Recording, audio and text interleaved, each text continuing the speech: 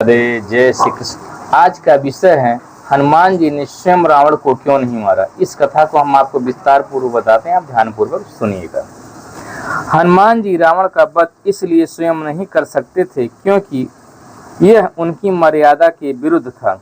राम रावण युद्ध में भगवान राम को अपने भक्तों की रक्षा करनी थी और रावण के अहंकार का विनाश का स्थापना करना था। इसके पीछे कुछ प्रमुख पौराणिक और धार्मिक कारण हैं। मर्यादा का पालन। हनुमान जी भगवान राम के अनन्य भक्त थे। यदि वह स्वयं रावण का वध कर देते तो प्रभु राम की महिमा और उद्देश्य अधूरा रह जाता। राम अवतार का मुख्य लक्ष्य ही रावण जैसे अहंकारी राजा का अंत करना था। मर्यादा पुरुषोत्तम का आदर्श स्थापित करना था। विष्णु जी को मिला श्राप।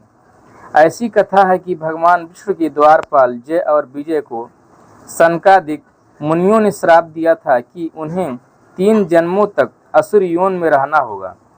उन्हीं का अंतिम जन्म रावण और कुंभकर्ण के रूप में हुआ था और यह श्राप केवल भगवान विष्णु राम के रूप में हाथों की कथा और यह श्राप केवल भगवान विष्णु के हाथों ही उनका उद्धार मोक्ष होना सुनिश्चित करना था। भक्त और भगवान का प्रेम। हनुमान जी हमेशा अपनी शक्तियों से ऊपर प्रभु राम की इच्छा लीला को महत्व देते थे, इसलिए उन्होंने यह उद्देश्य सिर्फ माता सीता को खोजना और लंका दहन तक ही सीमित था। रावण वध की लीला भगवान राम के हाथों ही होनी तय थी। शिव के अंश। हनुमान जी स्वयं भगवान शिव के अवतार थे। रावण भगवान शिव का परम भक्त था, इसलिए शिव के अंश हनुमान द्वारा शिव भक्त रावण का वध नहीं होना था, बल्कि राम रावण युद्ध में पूरी न्याय व्यवस्था और धर्म का पालन हुआ था। धार्मिक दृष्टिकोण से रावण को उनके कर्मों की सजा देने और पापों का अंत करने के लिए स्वयं नारायण श्री राम का अवतार लेना आवश्यक था। हनुमान जी द्वारा रावण का वध न करने के पीछे गुण आध्यात्मिक और व्यवहारिक कारणों का विस्तृत विवरण है। इस प्रकार आप ध्यानपूर्वक सुनिए। ब्रह्मा जी का वरदान और विधान। रावण ने ब्रह्मा जी की घोर तपस्या करके यह वरदान मांगा था कि उसका वध किसी देवता, यक्ष, किन्नर, गंधर्व या असुर के हाथों से न हो। रावण ने अहंकार में आकर मनुष्य और वानरों को अत्यंत तुच्छ समझा, इसलिए उनके हाथों न मरने का वरदान नहीं मांगा। नारायण का मानव अवतार। इस वरदान की मर्यादा रखने के लिए भगवान विष्णु को मनुष्य श्री राम के रूप में जन्म लेना पड़ा। हनुमान जी की स्थिति। हनुमान जी साक्षात भगवान शिव के 11वें रुद्र अवतार हैं। यदि हनुमान जी रावण का वध करते तो ब्रह्मा जी के वरदान की अवहेलना होती, इसलिए नीति के अनुसार रावण का अंत एक मनुष्य श्री राम के हाथों ही संभव था। प्रभु श्री राम की प्रतिज्ञा और मर्यादा। भगवान राम ने ऋषि मुनियों और संसार को राक्षसों के अंत से मुक्त कराने की प्रतिज्ञा की थी। भक्त का कर्तव्य। एक आदर्श भक्त कभी भी अपने स्वामी प्रभु के यश और उनकी प्रतिज्ञा के आड़े नहीं आता। यश की रक्षा। जब हनुमान जी लंका में माता सीता से मिले तो उन्होंने सीता जी को अपनी पीठ पर बिठाकर प्रभु राम के पास चलने का प्रस्ताव दिया। तब माता सीता ने कहा था कि यदि हनुमान ऐसा करेंगे तो इससे भी श्री राम की पौरुष और कीर्ति को ठेस पहुंचेगा। यही कारण है कि रावण को सरेआम युद्ध में हराकर अपनी पत्नी को मुक्त कराना श्री राम का कर्तव्य और अधिकार था, जिससे हनुमान जी भली बात समझते थे। जय विजय के मोक्ष की कथा। सनातन धर्म में मृत्यु केवल शरीर का अंत नहीं बल्कि आत्मा की यात्रा है। रावण और कुंभकर्ण वास्तव में वैकुंठ लोक में भगवान विष्णु के द्वारपाल जय और विजय थे। सनकादिक मुनियों का श्राप। एक भूल के कारण उन्हें 4 कुमारों सनकादिक मुनियों से आश्रम मिला था। उन्होंने 3 जन्मों तक असुर बनना पड़ेगा। शर्त। श्राप से मुक्ति तभी मिल सकती है जब स्वयं नारायण विष्णु उनका वध करेंगे। हनुमान जी द्वारा मारे जाने पर रावण को यह परम मोक्ष प्राप्त नहीं होता तो साक्षात नारायण के हाथों मरकर मिलना तय था। रावण की शिव भक्त रावण परम शिव भक्त था और उसके शिव तांडव स्रोत की रचना की थी। रुद्रावतार हनुमान जी स्वयं शिव के अवतार हैं।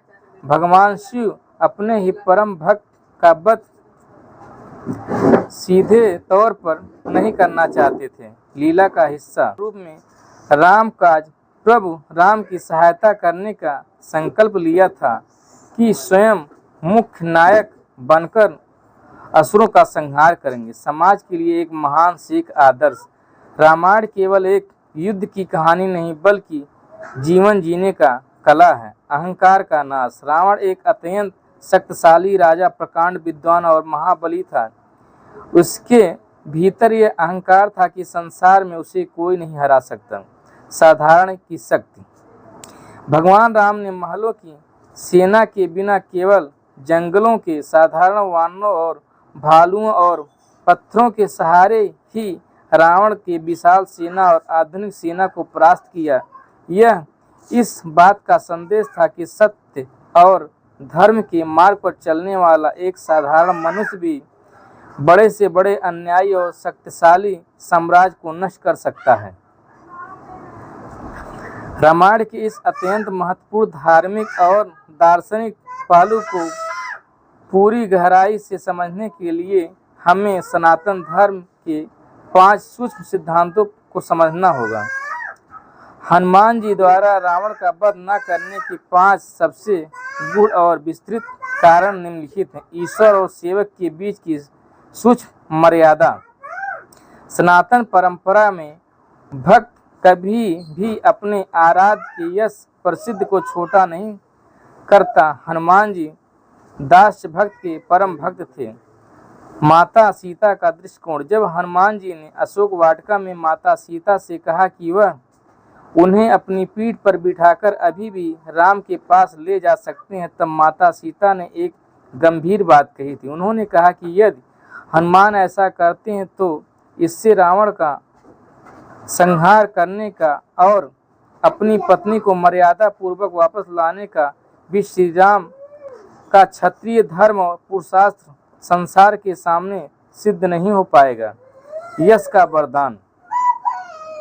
यश का दान। हनुमान जी जानते थे कि रावण का वध करने का यश केवल और केवल उनके प्रभु श्री राम को मिलना चाहिए, ताकि युगों युगों तक संसार अधर्म और धर्म की विजय के लिए श्री राम नाम लें, न कि हनुमान जी का। कालचक्र और नीति का सटीक विधान। ब्रह्मांड की हर घटना पहले से तय एक दैवी योजना के तहत होती है। रावण का जन्म केवल एक राक्षस के रूप में नहीं हुआ था, बल्कि इसके पीछे विष्णु जी की पूरी लीला छिपी थी। राम अवतार का मुख्य उद्देश्य। भगवान विष्णु ने त्रेता युग में रामावतार लिया था, विशेष रूप से रावण, कुंभकर्ण और उनकी असुर सेना के अत्याचारों को समाप्त करने के लिए था। अधिकार क्षेत्र। हनुमान जी इस बात को भली भांति जानते थे कि इस अवतार की मुख्य भूमिका श्री राम है। हनुमान जी का कार्य केवल राम काज, मार्ग प्रशस्त करना, पुल बनाना, लक्ष्मण जी के लिए संजीवनी लाना था, न कि मुख्य युद्ध को खुद समाप्त करना था। वे केवल निमित्त मात्र बनना चाहते थे। जय विजय का आध्यात्मिक उद्धार। रावण और कुंभकर्ण पूर्व जन्म में भगवान विष्णु के परम शिष्य, पार्षद और वैकुंठ के द्वारपाल जय और विजय थे। शत्रु भाव से भक्ति। सनकादिक मुनियों ने श्राप के अनुसार उन्हें भगवान से दूर करने का कष्ट मिला था। उन्होंने भगवान विष्णु से प्रार्थना की थी कि वे असुर योन में रहकर ही हर क्षण भगवान का ही ध्यान सत्य के रूप में करेंगे, ताकि उनका वध स्वयं भगवान के हाथों हो और वे जल्दी वापस वैकुंठ लौट सकें। मोक्ष का अधिकार। हनुमान जी की यदि रावण को मार देते तो रावण को यह यासजय मुक्त ईश्वर से विलीन होना प्राप्त नहीं होता, तो नारायण के हाथों मरने से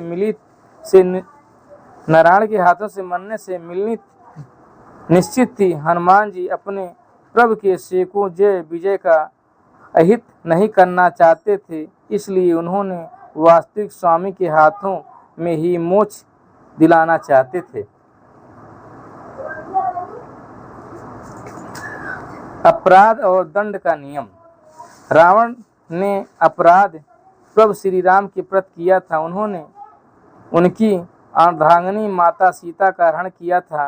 न्याय का सर्वमान्य सिद्धांत यह है कि जिसके आत्मसम्मान और परिवार पर चोट की गई हो, उसी को उस न्याय का प्रतिकार जवाब करने का पहला अधिकार होता। मानवता के संदेश। यदि हनुमान जी अपनी असीमित शक्तियों से लंका को एक ही दिन में नष्ट कर देते तो मानव जात को कभी यह सीख नहीं मिलती कि विपरीत परिस्थितियों में बिना किसी बड़ी सेना के भी एक अकेला मनुष्य श्री राम अपने चरित्र, धैर्य और नीति के बल पर अधर्म के सबसे बड़े साम्राज्य को उखाड़ फेंक सकता है।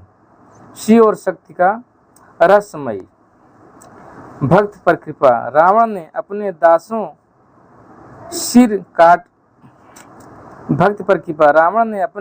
सिर काटकर शिव जी को अर्पित किए थे और शिव तांडव स्रोत की रचना की थी। भगवान शिव अपने ही परम भक्त का संहार सीधे तौर पर रुद्र रूप में नहीं करना चाहते थे, लीला में संयोग। इसलिए शिव जी ने हनुमान रूप धारण करके प्रभु राम की सेवा करने का मार्ग चुना। उन्होंने रावण की लंका को जलाकर उसके अहंकार को तोड़ा और उसकी शक्ति को भी कमजोर किया ताकि उनका घमंड चूर हो। लेकिन प्राण लेने का अंतिम कार्य उन्होंने मर्यादा पुरुषोत्तम श्री राम के हाथ छोड़ दिया। राधे राधे। जय।